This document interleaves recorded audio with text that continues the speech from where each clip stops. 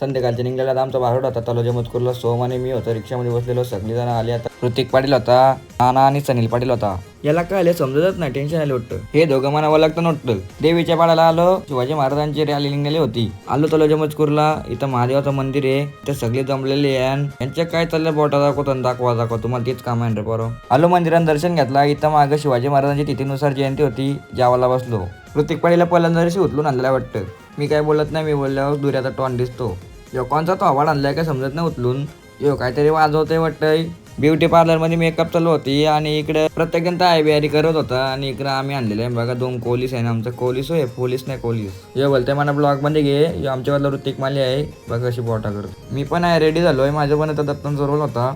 माझी एंट्री झाली. सगळी जण मला बघत होती. यो कुठून आणलाय काय समजतच नाही. दारूच्या बाटल्या आणलेल्या आणि मी काय बोलत नाही. मी बोलल्या दुऱ्याचा टॉन दिसतो. मी काय बोलतच नाही आला. फायनली माझा पहिला रोल झालेला आहे. याच्यामध्ये कोण आहे काय समजतच नाही. 2 जण वाटतं. हा माझा दुसरा रोल राम लक्ष्मणांचा होता आमचा रोल.